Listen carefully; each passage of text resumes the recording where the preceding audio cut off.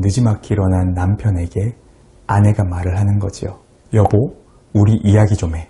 남편은 이 이야기를 듣더니 심장이 철렁하는 거예요.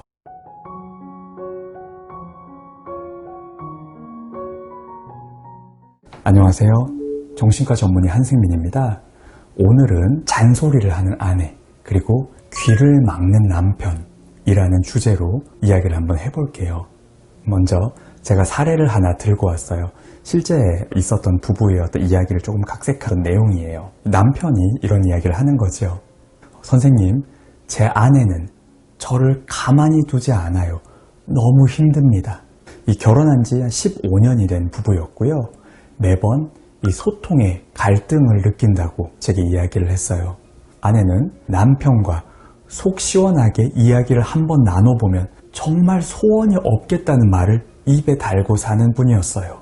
반면 남편은 아내가 제발 자신을 가만히 좀 내버려뒀으면 하는 마음이 굴뚝 같은 그런 사람이었고요. 아내는 남편이 대화가 전혀 통하지 않는다는 것이 불만이었고, 반면 남편은 지난번에 했던 잔소리를 계속해서 반복하니 이 짜증이 너무 난다고 이야기를 했어요.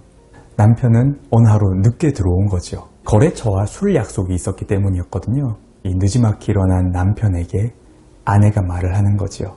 여보, 우리 이야기 좀 해. 남편은 이 이야기를 듣더니 심장이 철렁하는 거예요.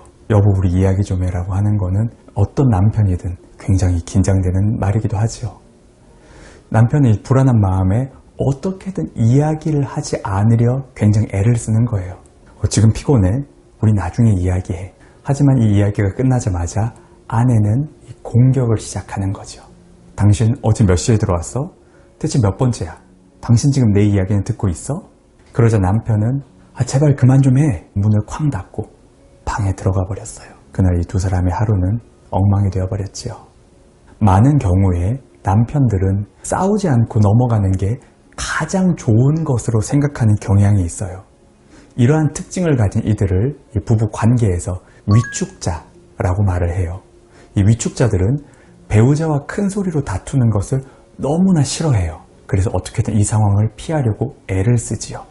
반면 아내들은 주로 문제가 해결되지 않고 바뀌지 않으면 이러한 문제가 다음에도 계속해서 반복될 것이기에 꼭 해결하고 넘어가야 된다고 생각하는 경향성이 좀 있어요. 이처럼 해결을 위해 배우자와 대화를 시도하려고 애쓰는 사람을 추적자라고 불러요. 부부 사이가 더 좋아질 것을 기대하면서 문제를 해결하고자 이 추적자들은 계속해서 대화를 시도를 하는 거죠. 하지만 이 때때로 이 추적자들은 이 위축자들이 문제를 해결하고자 아무런 애를 쓰지 않는다고 오해를 하기도 해요. 왜냐하면 본인은 관계를 해결하기 위해서 계속해서 애를 쓰고 대화를 시도하고 문제를 해결하고 노력하는데 이 상대방은 계속해서 도망만 다니니까요. 하지만 우리가 생각해 봐야 될 것은 위축자들 또한 추적자들만큼 이 관계를 지키기 위해서 애를 쓰고 있는 거예요. 왜냐하면 이전에 수차례 비슷한 상황에서 아내에게 뭔가를 설명을 했는데도 불구하고 매번 싸움으로 끝이 났었고, 그게 며칠간 이 냉랭한 분위기가 지속되는 걸 아주 끔찍하죠. 그렇기 때문에 우리의 관계를 지키기 위해서, 싸우지 않기 위해서 자리를 피한 것이지요. 진료실에서 이러한 유형의 부부의 치료를 진행하면서 흥미로운 것은 위축자가 한번 말이 터지기 시작하면 하고 싶었던 이야기가 계속해서 나온다는 거예요. 추적자의 말에 아무런 대꾸를 하지 않는 사람인 줄만 알았는데 여태 할 말이 목구멍까지 올라왔다가 스스로 삭히기를 반복했다면서 자기가 가장 싫어하는 것이 싸움이라고 말을 하기 시작해요. 이들의 생각은 부부가 싸우는 게 우리 가정에서 일어나는 가장 나쁜 일이기 때문에 싸움을 피해서 가정의 평화를 지킬 수 있도록 최선을 다했다는 거지요. 어쩌면 부부가 진료실을 찾아오지 않았다면 추적자인 아내는 이를 절대 알지 못했을 것이기도 해요. 그렇다면 이러한 부부의 소통의 문제 해결 방안은 무엇인지 한번 생각해 볼게요. 반드시 기억하고 있어야 하는 것은 자신의 행동이 배우자의 행동을 강화한다는 사실을 깨달아야 돼요. 배우자가 내게 이야기를 하는데 아무런 대꾸하지를 않고 가만히 있으면 어떻게 될까요? 목소리가 상대방에게 도달하도록, 이야기가 전달되도록 목소리를 점차 크게 내는 수밖에 없어요. 그래서 말을 크게 하고 더 더 자극적으로 이야기하고 화도 내고 그래야지만 내 이야기를 상대방이 들어줄 수 있을 것이라고 생각하기 때문이에요. 계속해서 우리는 큰 목소리를 내게 되죠. 반면 상대방 또한 원치 않는 큰 목소리를 계속해서 듣게 되면 할 수 있는 것은 귀를 더 세게 틀어막거나 멀리 도망가는 수밖에 없어요. 그래야지만 우리가 다투지 않고 가정의 평화를 지킬 수 있다. 우리가 다투지 않게 내가 노력했으니까 라고 생각을 하게 되는 거죠. 결국 한 사람은 자기 목소리를 전달하기 위해서 점점 큰 소리를 내게 되고 다른 한 사람은 점점 커지는 목소리를 피해서 점차 멀어지게 되는 것이지요. 서로가 서로의 행동을 강화하고 있다는 사실을 꼭 생각해 봐야 돼요. 남편이 아내를 소리치게 만들었고 또한 아내가 남편의 귀를 틀어막게 만들었다는 것을 우리는 알고 있어야 되겠어요. 그렇다면 이러한 관계에 놓인 부부가 문제를 해결하기 위해서는 어떤 노력을 해보면 좋을까요? 만약에 이 방송을 보고 계시는 분께서 이 추적자에 해당한다면 배우자가 우리 두 사람의 평화를 지키기 위해서 멀리 도망치는 것임을 먼저 인정해주면 좋겠어요. 내 이야기를 듣기 싫은 것이 아니라 실은 싸우고 싶지 않아 한다는 것을, 우리 관계를 안정적으로 유지하려 애쓰고 있다는 것을 내가 알고 있다고 이야기를 해줬으면 좋겠어요. 예를 들면 이렇게 말할 수 있겠죠. 당신이 나랑 싸우고 싶지 않아서 피하려 했다는 것을 알아. 오늘 내가 큰 소리 내지 않고 이야기를 할 테니 당신도 내 이야기를 충분히 들어줬으면 좋겠어 라고 부드럽게 요청해 보는 거예요. 어쩌면 그러면 이 위축자였던 남편은 깜짝 놀라면서 당신 무슨 일 있어? 왜 그래? 하면서 보던 TV를 끄고 자세를 고쳐 앉을지도 몰라요. 반면에 만약에 이 방송을 보시는 분이 위축자에 해당된다면 오늘은 상대방에게 이렇게 이야기해 볼 수 있겠죠. 내가 당신 이야기를 여태 너무 안 들었지? 당신 이야기를 듣고 싶은데 혹시 지금 뭐가 속상한지 나한테 이야기를 해줄래? 라고 말해보면 상대방은 뭐야? 당신 오늘 왜 그래? 뭐 잘못했어? 하고 또 깜짝 놀랄 수도 있겠지요. 당신이 위축자의 모습을 내려놓는다면 이 상대방 역시 더 이상 추적자일 필요가 없게 될 거예요.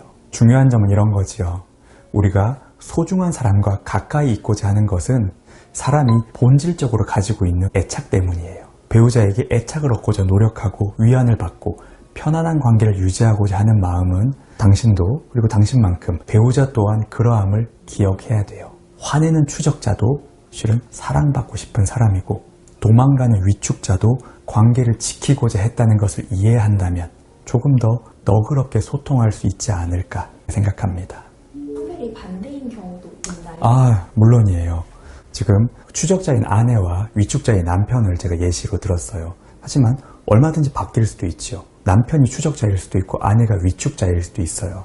그리고 다음에 제가 또 다루겠지만 두 사람 다 추적자 혹은 두 사람 다 위축자일 수도 있지요. 그리고 굳이 부부가 아니라도 연애하는 어떤 상대 혹은 이 동성끼리 만나는 이 커플들 안에서도 얼마든지 추적자, 위축자 달라질 수 있어요. 그것은 굳이 성비에 고정된 것은 아니에요. 그냥 하고 싶은 대로 잔소리 듣기 싫으니까 자기 마음대로 하는 게 아닐까 이런 생각을 많이들 하실 것 같아요. 네, 방송을 보고 이런 생각을 할 수가 있어요.